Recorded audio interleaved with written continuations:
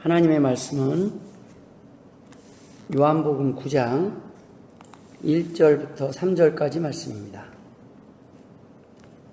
찾으신 줄 알고 봉독하겠습니다. 예수께서 길 가실 때에 날 때부터 맹인된 사람을 보신지라. 제자들이 물어 이르되 랍비여, 이 사람이 맹인으로 난 것이 누구의 죄로 인함이니이까? 자기니이까 그의 부모니이까? 예수께서 대답하시되 이 사람이나 그 부모의 죄로 인한 것이 아니라 그에게서 하나님이 하시는 일을 나타내고자 하심이라. 아멘. 저는 오늘 본문의 말씀을 통해서 내 탓도 아니다 라는 제목으로 함께 은혜를 나누고자 합니다. 오늘 본문의 내용은 우리가 잘 아는 실로암의 기적에 관한 내용입니다. 예수님이 나면서부터 앞을 보지 못하는 시각장애인을 오늘 고쳐주는 내용이 기록되어 있는 곳이 바로 요한복음 9장의 말씀입니다. 우리는 누구보다도 이 내용에 대해서 자주 들었고 잘 알고 있습니다. 오늘 본문의 소경은 날 때부터 이 시각장애를 가지고 태어났습니다. 날 때부터 보지 못하는 것에 대한 것이 너무나 힘들고 어려운 상황임에도 불구하고 이 시각장애인은 그보다 더 힘든 것은 주변 사람들이 그를 바라보는 시선이었습니다. 유대인들은 날 때부터 장애인 된 사람들을 좋게 바라보지 않았습니다. 그의 부모의 죄나 또는 자기 자신의 죄로 인해서 이렇게 큰 벌을 받고 태어났다고 믿기 때문입니다. 얼마나 힘들었겠습니까? 자신이 힘들고 가난하고 장애를 가진 것뿐만 아니라 그보다 더 힘든 것은 사람들이 자신을 이해하지 않고 오해하고 곱지 않은 시선으로 바라보는 것입니다. 예수님은 오늘 본문에서 내가 보지 못하는 것이 내 탓도 아니라고 말씀하고 계십니다. 부모의 죄를 인한 것도 그 사람 탓도 아니라는 말씀입니다. 여러분, 살면서 어려운 일이 닥치면 사람들은 누구 탓인가를 따질 때가 있습니다. 특히 싸움을 할 때, 부부가 싸움을 할 때는 서로를 탓할 때도 있습니다. 때로는 심해지면 결혼을 후회하기도 하고 때로는 자식을 낳은 것을 후회하는 경우도 있습니다. 자식과 싸울 때는 자식 탓을 하기도 하고 부모 탓을 하기도 합니다. 자신의 잘못이 부모에게도 탓이 있다, 자식에게도 탓이 있다, 남편의 탓이다, 아내의 탓이다, 내 탓이다, 내 탓이다, 서로 탓하며 공방할 때가 많이 있습니다. 좋은 일이 있을 때 웃고 지내긴 쉽지만 어려운 일이 있을 때는 꼭 누구 탓을 하기 마련입니다. 이러지 않았으면 좋았을 텐데, 저랬으면 더 나았을 텐데, 내 생각대로 하면 더 나았을 텐데, 이런저런 생각들이 그 당한 문제보다 더 심각하게 더 큰 문제를 만들 때도 많이 있습니다.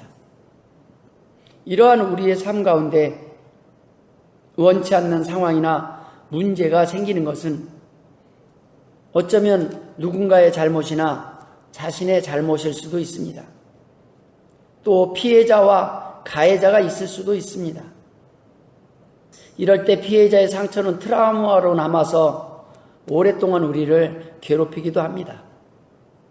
이럴 때 피해자는 가해자를 고소하고 욕하고 싶지만 가해자가 강한 존재일 때는 자신의 연약함을 탓하며 자신을 학대하며 공격하는 수동적 방어를 하기도 합니다. 이러한 연약한 자신을 보며 억울한 자신의 환경을 탓하며 더 나아가서 하나님을 원망하며 욕할 수도 있습니다. 여러분, 이렇게 참기 힘든 상황, 어려운 문제가 눈앞에 닥쳤을 때 우리는 과연 어떻게 해야 합니까? 성경은 우리에게 어떻게 말씀하고 계십니까?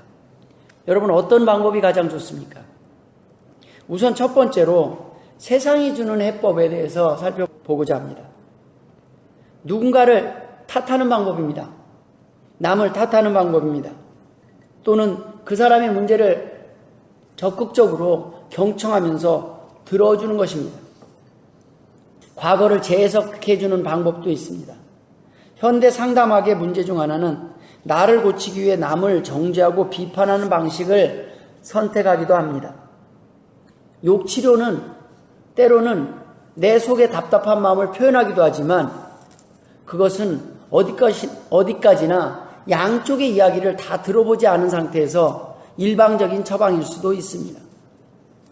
상담을 하다 보면 상대방의 말에 공감하다 보면 정말 공감하면은 안 될 내용들도 있습니다. 누군가 내 이야기를 들어주고 내 억울함을 들어주고 내 답답함을 알아주는 사람 있으면은 힘이 되기도 합니다.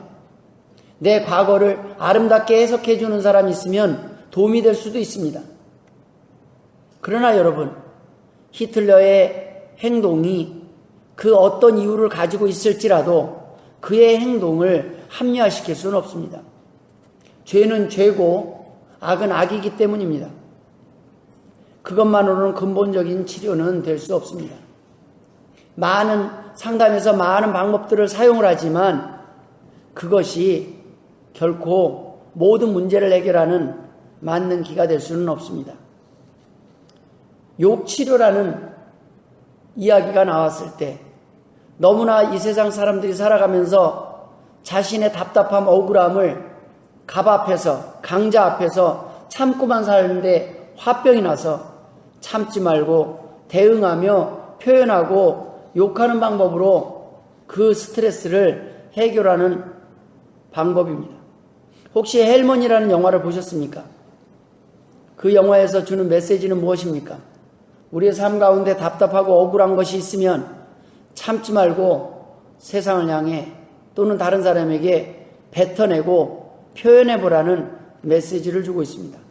이 방법도 어느 정도 일시적으로 우리에게 도움을 줄 수는 있지만 그것이 근본적인 해결책이 될 수 없다는 것을 아마 누구나 공감할 것입니다. 도리어 자신을 돌아보지 못하고 특정한 누군가를 탓할 때 문제가 커질 수 있습니다. 더 나아가서는 자신을 탓할 수도 있습니다.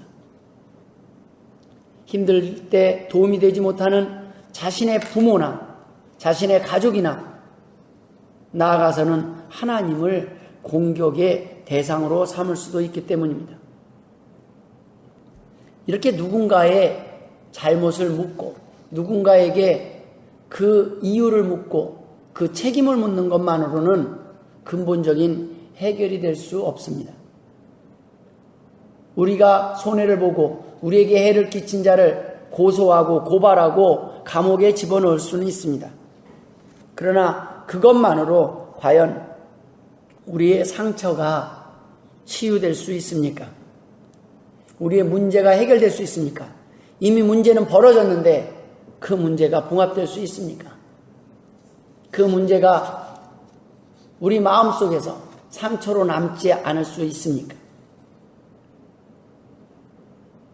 두 번째로 우리 자신을 탓하는 방법이 있습니다. 문제가 생기면 그 문제를 바라보는 시각이 남 탓에서 내 탓으로 돌아가는 것입니다. 어떤 문제가 생기면 남을 탓하는 사람도 있지만 수동적 방어를 하거나 또는 그 성품이 너무 온유하고 착해서 자기 자신의 잘못으로 생각하고 자기 자신의 어리석음, 분별하지 못함을 돌아보며 자기 자신의 잘못으로 자기 자신을 돌아보는 사람들도 있습니다. 모든 것이 자신의 잘못이라고 생각하고 자신이 감당해야 할 몫이라고 생각하고 참고 또 참고 살아가는 겁니다. 세상 사람들이 보면 이런 사람들을 존경할 수 있습니다. 대단하다고 말할 수 있습니다. 그러나 과연 이 방법이 정말 좋은 방법일까요? 성경은 사랑은 언제나 오래 참고라고 말하고 있습니다. 그러나 성경에서 말씀하고 있는 이 오래 참고는 아무런 대책도 없이 그냥 참는 것을 의미하지는 않습니다. 성경이 말하는 사랑은 무엇입니까? 사랑해야 될 이유를 알고 참는다는 것입니다. 사람이 참다 보면 언젠가는 폭발할 수밖에 없습니다. 성격 유형 검사 중에 디스크에서 S형에 해당하는 사람입니다. 그 성품이 온유하고 그 성품이 잘 참는 것 같아 보이지만 그가 참은 것이 쌓이면 어느 날 자신을 학대하고 자신을 보호하지 못해서 우울증에 빠져서 자살하기도 하고 그 분노를 참지 못해서 자신을 죽이고 자신을 해하는 결과를 나타내기도 합니다. 여러분, 무조건 참지 마십시오. 여러분, 무조건 참을 수 있는 사람은 없습니다. 어느 정도 참을 수는 있습니다. 그러나 언젠가는 폭발하고 말 것입니다. 여러분 안에 저 마음속 깊은 곳에 숨겨져 있는 그 분노와 그 억울함은 언젠가는 폭발해서 자기 자신이나 누군가를 해할 수 있다는 말씀입니다. 하나님은 근본적으로 우리가 그러한 문제를 해결하기를 원하십니다. 하나님은 우리 안에 쌓여있는 원망과 억울함이 근본적으로 해결받기를 원하신다는 말씀입니다. 그럼 성경은 무엇이라고 우리에게 말씀하고 계십니까? 하나님을 바라보십시오. 하나님의 뜻을 알아야 합니다. 세 번째 우리가 기억해야 될 것이 바로 오늘 본문에서 말씀하신 것처럼 누구의 탓이 아니라 하나님이 하시는 일을 나타내고자 하심이라. 하나님이 계시다는 말씀입니다. 하나님이 보고 계시다는 말씀입니다. 하나님이 알고 계시다는 말씀입니다. 하나님의 뜻이 있다는 것입니다. 하나님의 계획이 있으시다는 것입니다. 하나님을 믿어보라는 말씀입니다. 이 사람이나 그 부모의 죄로 인한 것이 아니라 그에게서 하나님이 하시는 일을 나타내고자 하심이라. 여러분, 고난을 당하는 것이 저주라면 이 세상에 억울한 사람이 얼마나 많이 있겠습니까? 더 많은 죄를 짓고도 잘 사는 사람이 있는가 하면 더 깨끗하게 더 성실하게 살아왔음에도 불구하고 성실하게 살려고 노력함에도 불구하고 어려움과 고난 속에서 헤어나지 못하는 사람도 있습니다. 우리가 지난번 살펴봤듯이 거지 나사로의 인생처럼 처음부터 끝까지 꼬이고 꼬여서 인생이 도대체 답을 알 수 없는 수렁에 빠진 듯한 느낌을 받고 살아갈 수 있다는 말씀입니다. 성경은 고린도후서 1장 6절에 우리가 환난 당하는 것도 너희가 위로와 구원을 받게 하려는 것이요 우리가 위로를 받는 것도 너희가 위로를 받게 하려는 것이니 이 위로가 너희 속에 역사하여 우리가 받는 것 같은 고난을 너희도 견디게 하느니라. 야고보서 5장 13절에는 너희 중에 고난당하는 자가 있느냐 그는 기도할 것이요 즐거워하는 자가 있느냐 그는 찬송할지니라. 여러분, 베드로전서 5장 9절에는 너희는 믿음을 굳건하게 하여 그를 대적하라. 이는 세상에 있는 너희 형제들도 동일한 고난을 당하는 줄을 알미니라. 여러분, 고난이 하나님의 저주라면 이렇게 표현하지 않았을 것입니다. 욥이 환난 가운데서 고난을 당합니다. 그가 잘못을 해서 고난을 당하는 것이 아니라 그가 잘못이 없음에도 불구하고 성경은 그를 의인이라고 기록하고 있음에도 불구하고 그는 어려운 일을 당했습니다. 여러분, 성경이 정말 고난이 우리에게 주는 유익이 없다면, 의인에게 주는 유익이 없다면 이렇게 말씀하시겠습니까? 고난은 고난으로 끝날 때가 저주입니다. 그러나 성도의 고난은 영광으로 끝납니다. 끝이 해피엔딩이라는 말씀입니다. 믿으십니까? 본문의 소경은 주님을 만나 육신의 문제도 해결받았지만 더 중요한 것은 그동안 자신을 괴롭혔던 정신적인 고통 속에서 치유함을 받았다는 사실입니다. 얼마나 감사한 일입니까? 오늘 소경은 자신이 눈을 뜬 것보다, 자신이 다시 세상을 바라보게 된 것보다, 자신이 맹인이었던 그 사실보다, 오늘 주님이 말한 이것은 내 부모 탓도 아니고 내 탓도 아니라는 그 말씀에 치유함을 받았습니다. 얼마나 듣고 싶었던 말이었겠습니까? 얼마나 억울했던 세월이었겠습니까?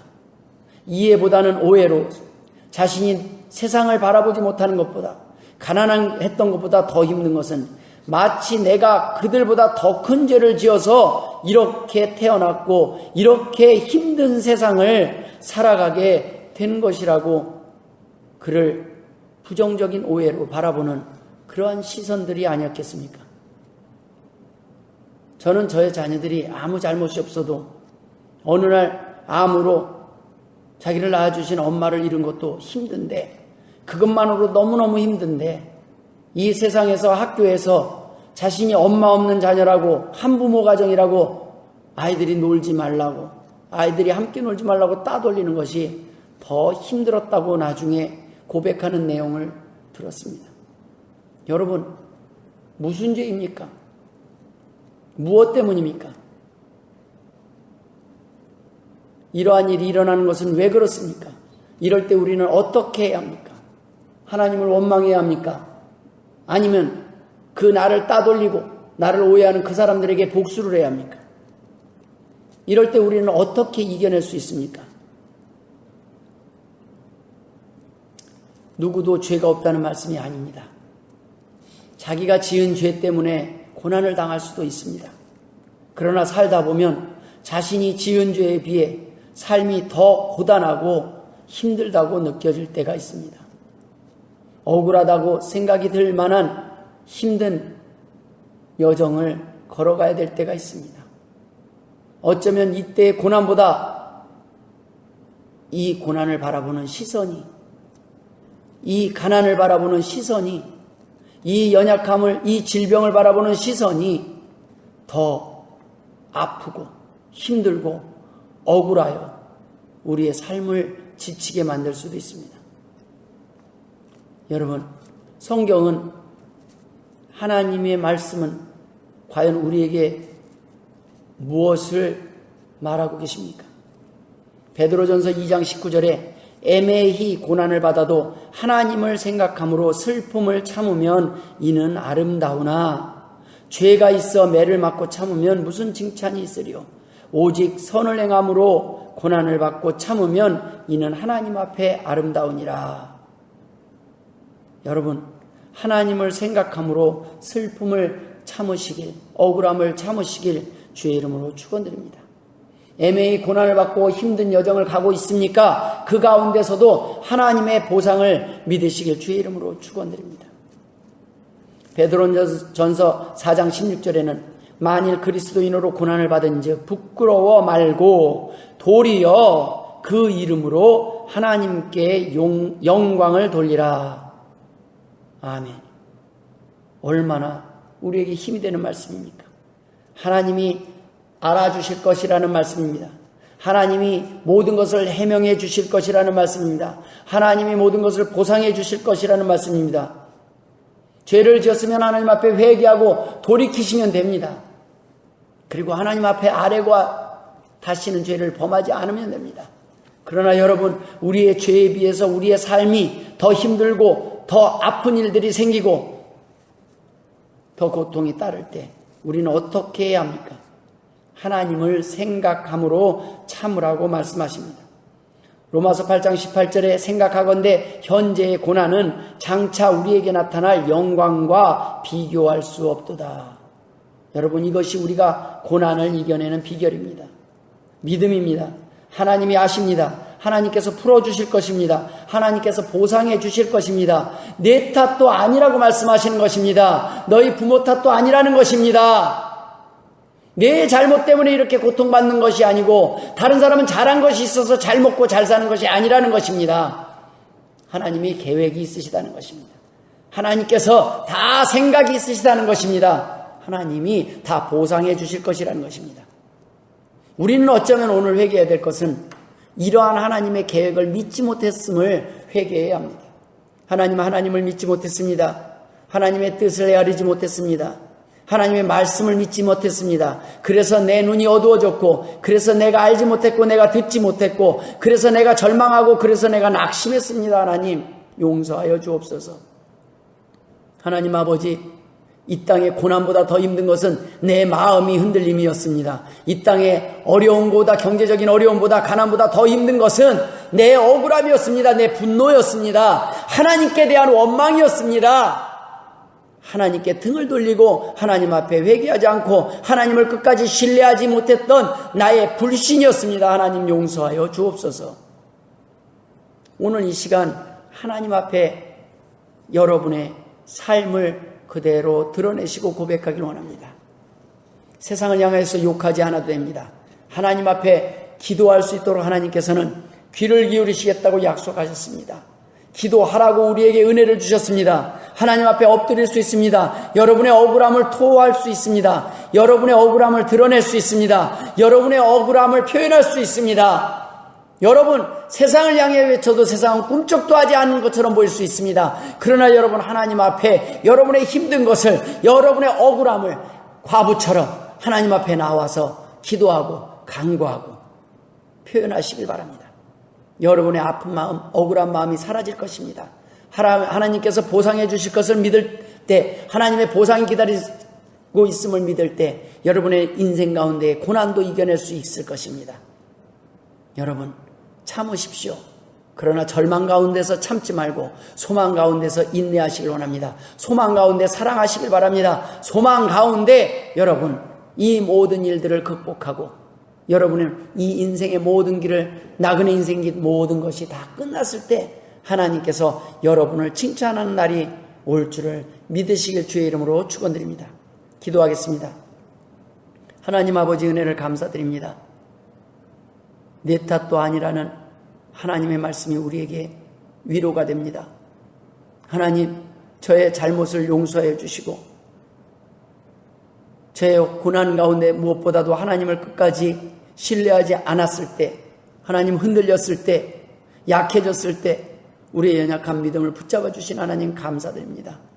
하나님 아버지, 하나님의 백성들이 지금 고난 중에 있으니까 하나님 아버지 낙심하지 말게 하여 주옵소서. 은혜를 더하여 주옵소서.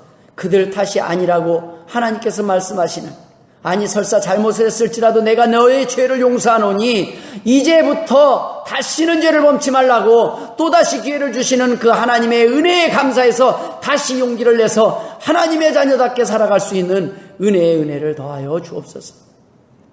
이제는 우리 구주 예수 그리스도의 은혜와 아버지 하나님의 극진하신 사랑하심과 성령님의 감화감동 역사 충만하심이 오늘도 고난 가운데서 위로를 기대하는 하나님의 백성에게, 오늘도 고난 가운데 낙망하며 절망하며 어디에 하소연해야 될지 모르는 이 땅에 많은 아픔 가운데 있는 사람들에게 하나님의 복음이 전해지기를 원하는 하나님의 백성에게, 하나님의 자녀에게 이제로부터 영원토록 함께 있을지어다.